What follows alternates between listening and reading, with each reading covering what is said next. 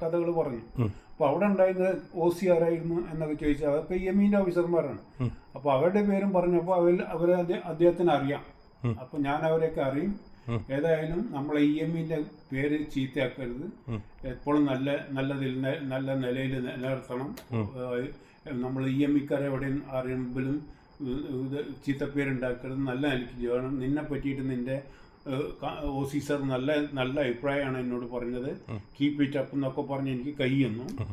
അങ്ങനെ അവിടെ നിന്ന് ഞങ്ങൾ തിരിച്ച് യൂണിറ്റിലേക്ക് തിരിച്ചു പോകും. OC സാറിൻ്റെ വണ്ടിയിൽ തന്നെ ഞങ്ങൾ യൂണിറ്റിലേക്ക് തിരിച്ചു പോകും. ആ സമയത്ത് നവംബർ മാസം 1-ാം തീയതിക്ക് ശേഷം ഞാൻ ലീവിന് പോകാൻ തീരുമാനിച്ച സമയമാണ്. എൻ്റെ 2 മാസത്തെ service pension leave papers railway ticket കാര്യങ്ങളെല്ലാം ഓഫീസിൽ റെഡിയായി വെച്ചിരിക്കുകയാണ്. എനിക്കത് വാങ്ങി വീട്ടിലേക്ക് പുറപ്പെടുകയുണ്ടു. ആ ഒരു സിറ്റുവേഷനിലാണ് ഞാൻ. ഈ വർക്ക്ഷോപ്പിൽ നിന്ന് ഈ OCയുടെ വർക്ക്ഷോപ്പിൽ നിന്ന് തിരിച്ച് യൂണിറ്റിലേക്ക് വന്ന് ഞാൻ ലൈനിലേക്കും പോയി. OC സാറും നേഗി സാറും കൂടി അദ്ദേഹത്തിൻ്റെ ഓഫീസിലേക്കും പോയി. അവിടെ നിന്ന് ഒരു 10 മിനിറ്റ് കഴിഞ്ഞപ്പോഴാണ് നേഗി സാറ് പിന്നെ തിരിച്ചു വരുന്നത്. തിരിച്ചു വന്നപ്പോഴുള്ള എനിക്കുള്ള ഓർഡർ എൻ്റെ ലീവ് ക്യാൻസൽ. നേഗി സാർ വന്നപ്പോൾ തന്നെ പറഞ്ഞത് ഇപ്പോൾ RB റായി പണിഷ്മെന്റ് ചെയ്തു, RB റായി തെറ്റ് ചെയ്തു, പണിഷ്മെന്റ് നിന്നേക്കാണല്ലോ കിട്ടിയത്. അപ്പോൾ തന്നെ CO സാഹിബിനോട് പറയാം, നേഗി സാർ നായബ് സാർ നേഗിയാണ്, അയാൾ എന്നോട് പറയുകയും ചെയ്തു, തെറ്റ് ചെയ്ത RB റായി, ഇപ്പം ശിക്ഷ നിന്നേക്കായല്ലോ എന്ന് പറയുകയും ചെയ്തു. അങ്ങനെ OC സാഹിബ് പറഞ്ഞത് ഇയാൾ ലീവിന് പോണില്ല, ഈ വണ്ടി റിപ്പയർ ചെയ്ത് കാണിച്ചിട്ട് എങ്ങനെയായാലും അതെങ്ങനെയെന്ന് ഞാൻ എനിക്ക് അറിയണ്ട, ഈ വണ്ടി റിപ്പയർ ചെയ്ത് അയാൾ തന്നെ ഓടിച്ചിന്നെ കാണിക്കണം. അതായത് ഞാൻ മായാണ്ടിയിലും മെക്കാനിക്ക് മായാണ്ടി തന്നെ ഈ വാഹനം റിപ്പയർ ചെയ്ത് വാഹനം ഓടിച്ചിന്നെ കാണിക്കണം, എന്നിട്ടേ ഇയാൾക്ക് ലീവിന് പോകാൻ പറ്റുള്ളൂ. അങ്ങനെയായിരുന്നു OC സാറിൻ്റെ ഓർഡർ. പിന്നെ അവിടെ നിന്നങ്ങോട്ട് അതിൻ്റേതായിട്ടുള്ള കാരണങ്ങൾ ഓരോന്നൊക്കെ ആയി. പിന്നെ ഈ ഒരു ആക്സിഡൻ്റായി കിടക്കുന്ന സ്ഥലത്ത് പോയിട്ട് വാഹനത്തിൽ നിന്ന് അതെല്ലാം അഴിച്ചെടുത്തു. പിന്നെ വർക്ക്ഷോപ്പിൽ ഈ ഞങ്ങളുടെ വാഹനം കെട്ടിവലിച്ച ഒരു വർക്ക്ഷോപ്പിൽ കൊണ്ടിട്ടു. അവിടുന്ന് അഴിച്ചെടുക്കേണ്ട സാധനങ്ങൾ അവിടുന്ന് അഴിച്ചെടുത്തു, ഇവിടുന്ന് അഴിക്കേണ്ട സാധനങ്ങൾ ഇവിടുന്ന് അഴിച്ചെടുത്തു. വെൽഡ് ചെയ്ത് ഫിറ്റ് ചെയ്ത് അങ്ങനെയൊക്കെ ശരിയാക്കേണ്ട കാര്യങ്ങളൊക്കെ വർക്ക്ഷോപ്പിൽ വെച്ച് ചെയ്യിച്ചിട്ട് അത് തിരിച്ചിവിടെ കൊണ്ടുവന്ന് ഈ ബാക്ക്ലോഡ് വണ്ടിയിൽ ഫിറ്റ് ചെയ്തു. മറ്റേത് സർവീസുകളായിട്ടുള്ള സാധനങ്ങൾ കൊണ്ടുവന്നിട്ട് ആക്സിഡൻറ്റ് വണ്ടിയിൽ ഞങ്ങളുടെ വണ്ടിയിൽ ഫിറ്റ് ചെയ്തു.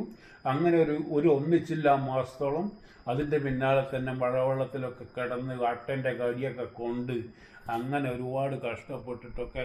അപ്പോൾ CO ഇടയ്ക്കൊക്കെ യൂണിറ്റിലേക്ക് തിരിച്ചു പോകുമ്പോൾ എവിടെയെങ്കിലും അയാൾ ഞങ്ങളുടെ OC സാബ് യൂണിറ്റിലേക്ക് എവിടെയെങ്കിലുമൊക്കെ പോയി കോൺഫറൻസൊക്കെ കഴിഞ്ഞ് യൂണിറ്റിലേക്ക് തിരിച്ചു പോകുമ്പോൾ അദ്ദേഹം വർക്ക് ചെയ്യുന്ന സ്പോട്ടിൽ വരും.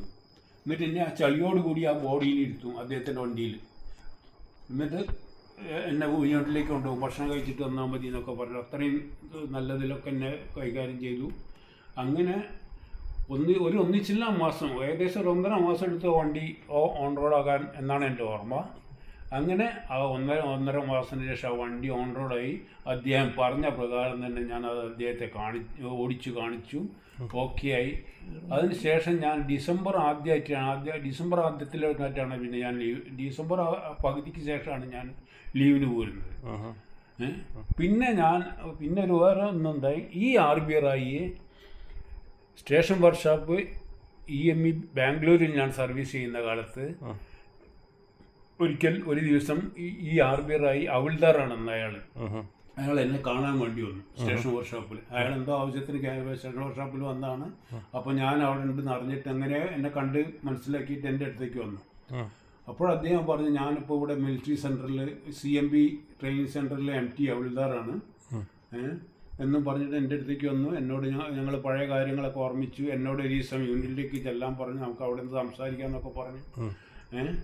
അങ്ങനെ അവസാന കാലത്ത് RB റായിൽ നിന്ന് കാണാനുള്ള ഭാഗ്യം കൂടി ഉണ്ടായിന്ന്. അങ്ങനെയാണ് അതിൻ്റെ ചുരുക്കം. അതായത് ആ പറഞ്ഞ ആളൊന്നും കൂടി കാണാൻ പറ്റി. എനിക്ക് എന്തെന്ന് മനസ്സിലായ കാര്യം എന്താ വെച്ചാല് ഔദ്യോഗിക ജീവിതത്തിലുണ്ടായ സംഭവം പ്ലസ് എന്താ പറയാ, ആ ഒരു സമയത്ത്, അതായത് ഒരു ആക്സിഡന്റ് ആയ സമയത്ത് നിങ്ങളെടുത്തൊരു തീരുമാനം, അതായത് നിങ്ങളൊരു ഒരു ഒരു കൂടെ വർക്ക് ചെയ്യണ കൂടെ ജോലി ചെയ്യണ വേറൊരു ആർമിക്കാരനെ സഹായിക്കാനെടുത്ത നിങ്ങളെ മനസ്സ്. പിന്നെ ബുദ്ധിപരമായ തീരുമാനം, 1 മാസമേ സമയമുള്ളൂ നിങ്ങൾക്ക്, എന്താ പറയുക, വണ്ടി അതിനുള്ള എല്ലാ സാധനങ്ങളും അങ്ങോട്ടേക്കും ഇങ്ങോട്ടേക്കും മാറ്റി ഷഫിൽ ചെയ്തിട്ട് ആ വണ്ടി അത് സത്യം പറഞ്ഞാൽ പ്രായോഗികമായിട്ടുള്ളൊരു കാര്യമല്ല. ഓവർസിയർ നിങ്ങളെ ബോസിനെ സംബന്ധിച്ചിടത്തോളം, അതായത് നിങ്ങളെ മേലുദ്യോഗസ്ഥനെ സംബന്ധിച്ചിടത്തോളം അതൊരിക്കലും സംഭവിക്കില്ല എന്നുള്ളൊരു ധാരണ ഉള്ളതായിരുന്നു. പക്ഷെ അത് സംഭവിച്ചു. അതായത് നിങ്ങൾ 1 മാസം കൊണ്ട് നിങ്ങൾക്ക് അത് ചെയ്തു കൊടുക്കാൻ പറ്റി. ഇത് ചെയ്തില്ലെങ്കിൽ ശനിയാഴ്ച ഈ സജഷൻ ഓസിന്റെ അടുത്ത് എത്തിയില്ലെങ്കിൽ തിങ്കളാഴ്ച അയാൾക്ക് പണിഷ്മെന്റ് ആണ്. അതായത് അയാളെ പണിഷ്മെന്റ് ഒഴിവാക്കാൻ വേണ്ടിയിട്ടാണ് നിങ്ങൾ ആ മഴയത്തും കഷ്ടപ്പെട്ട് കടന്ന് ആ ജോലി ചെയ്തത്. അതായത് നിങ്ങൾ ഇതിൽ ആ ഒരു ത്യാഗത്തിന്റെ ഒരു സന്തോഷമുണ്ട്. പക്ഷെ നിങ്ങൾ ആ ചെയ്ത ഹാർഡ് വർക്കിന്റെ ഒരു എഫേർട്ടും ഉണ്ട്, അത് അംഗീകരിക്കപ്പെട്ടതിന്റെ സന്തോഷവും ഉണ്ട്. അതല്ലേ?